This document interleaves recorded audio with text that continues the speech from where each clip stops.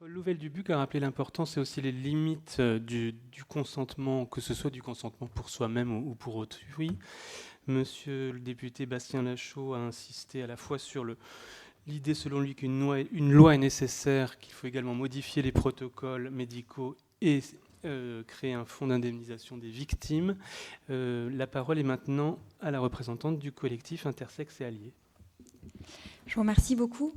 Je voudrais faire juste un petit préalable pour vous remercier d'être tous et toutes présents ici et vous dire que depuis maintenant quelques mois, on a toujours reçu dans l'enceinte de l'Assemblée nationale, quel que soit de la part des députés, quelle que soit leur appartenance politique, une écoute bienveillante, de la part notamment aussi de deux groupes d'études, le groupe d'études chargé du respect des droits de l'enfant et du groupe d'études présidé par M. Lachaud contre les LGBTIQ-phobies dans le monde, que ces deux groupes d'études travaillent depuis maintenant un certain temps justement à élaborer une sorte d'appareil juridique en vue de la loi de bioéthique et que nous espérons vraiment obtenir ce rappel à la loi. Ce rappel à la loi, il peut passer par deux moyens, par deux canaux. Le premier étant une circulaire, simplement, qui émanerait de l'exécutif. À ce jour, j'ai l'impression qu'au sein des ministères, en tout cas, la question est encore suffisamment, n'est pas encore suffisamment tranchée. Et c'est pour ça que je dis qu'à l'Assemblée nationale, pour autant, on a vraiment reçu une écoute bienveillante et puis surtout de la part d'interlocuteurs très, très variés sur le plan politique pour bien montrer finalement que la question éthique, quand on parle d'intersexuation, fait globalement consensus chez le politique.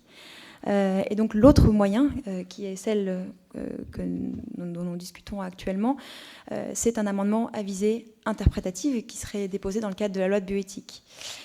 Cet amendement, en fait, il viendrait rappeler que ne répondent pas à une nécessité médicale les actes visant, en l'absence d'urgence vitale, à altérer les caractéristiques sexuelles d'une personne mineure qui n'a pas personnellement exprimé un consentement libre et éclairé. Le cas échéant, ces actes sont pénalement sanctionnés conformément aux articles 222-7 et 222-14 du Code pénal et 222-2 et suivants du dit Code. Là, j'entre dans des considérations assez techniques et je dis ça parce que si, par exemple, dans le cadre du rapport parlementaire qui avait été fait suite à la mission relative à la loi de bioéthique, les préconisations étaient vraiment déjà très, éthiquement très bien fondées. Il est important pour nous, pour le collectif, et je pense sur le plan juridique, que dans le rappel à la loi lui-même, les variations du développement sexuel ne soient pas mentionnées. Pourquoi ? Parce que généralement, quand elles sont mentionnées, la question de la définition de ces variations-là sont toujours l'objet d'une discussion de la part du corps médical. Or, elles ne doivent pas faire l'objet de discussion. Elles doivent faire simplement l'objet du consentement éclairé de la part de l'enfant. C'est tout. En parallèle donc de ce rappel à la loi, afin d'assurer l'effectivité de cette interprétation de l'article 16-3, deux éléments de contrôle pourraient être mis en place, notamment dans les contrats pluriannuels d'objectifs et des moyens, et d'autre part dans un rapport qui serait remis par le gouvernement au Parlement sur le respect par les établissements de santé de l'intégrité physique des personnes présentant une variation du développement sexuel. Par ailleurs, au sein du collectif, puisqu'on appelle à ce rappel à la loi et donc à l'interdiction de ces pratiques. J'insiste sur le fait que ce ne sont pas que des opérations, ce sont aussi des traitements hormonaux. On a élaboré une feuille de route de mesures d'urgence pour le respect des droits des personnes intersexes en France, qui reprennent à peu ou prou donc, ce que M. Lachaud a défendu, avec d'abord donc, la modification de la circulaire du 28 octobre 2011, en notant par exemple des extraits comme « compte tenu le cas échéant des résultats prévisibles d'un traitement médical ou à la suite des traitements appropriés », qui sont le traitement ou les traitements appropriés, des questions purement normatives d'assignation d'un sexe. Dans la littérature médicale, on parle de sexe d'élevage, pour vous dire. La mise en place d'un fonds national d'indemnisation. Par ailleurs, sur les considérations purement médicales, on en a déjà discuté avec un certain nombre de médecins qui sont tout à fait en faveur de la révision des protocoles, comme l'a suggéré d'ailleurs la docteure Louis Vada, qui implique des modifications des caractéristiques sexuelles. Je vous en cite quelques-uns, par exemple le protocole national sur les insensibilités aux androgènes, sur le syndrome de Turner, sur les aplasies rétrovaginales, sur l'hyperplasie congénitale des surrénales. Voilà, ça c'est juste quelques exemples.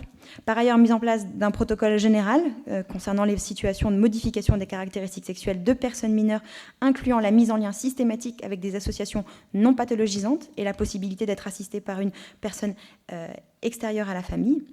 Troisièmement, la révision des programmes et supports de cours dans les cursus médicaux pour aborder les variations du développement sexuel de façon non pathologisante, non stigmatisante, en mettant l'accès sur le consentement libre, éclairé et personnel afin de répondre au mieux aux éventuels besoins de santé des personnes.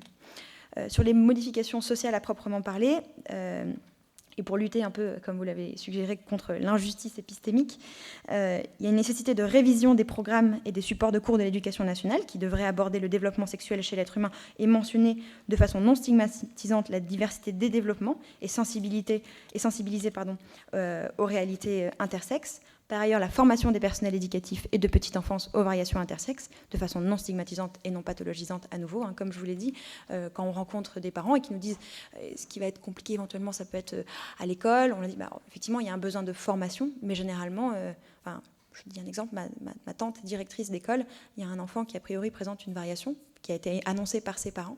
Et voilà, ils en ont discuté collectivement avec l'équipe, avec les parents d'élèves, même tranquillement, pour savoir comment ils allaient faire et comment ils allaient accompagner au mieux cet enfant-là, mais tout en insistant sur des discours non pathologisants pour avoir une approche non stigmatisante et surtout pour mettre en place des structures pour que l'enfant ne se sente pas discriminé.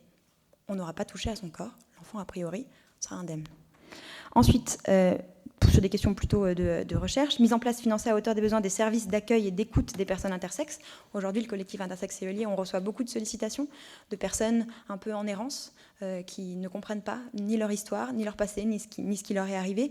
D'ailleurs, souvent, on reconnaît une personne intersexe parce qu'elle ne se sent pas intersexe et elle va nous dire: est-ce que je suis légitime à me dire intersexe? Est-ce que ma variation est une variation intersexe? Est-ce que mon syndrome, parce que souvent elles arrivent avec des traumas et puis des choses très compliquées, est-ce que ça en fait partie?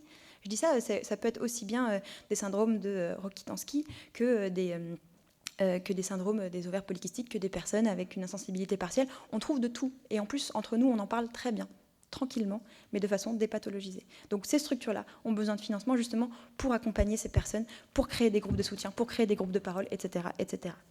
Ensuite, financement de recherche sur la situation actuelle des personnes intersexes en France, en termes socio-économiques et médicaux. Et enfin, mise en place de groupes de réflexion mixtes entre associations intersexes et acteurs sociaux de champs potentiellement discriminants pour les personnes intersexes, notamment sur les questions de ségrégation sexuée, visant la production de propositions concrètes. Voilà, je vous remercie.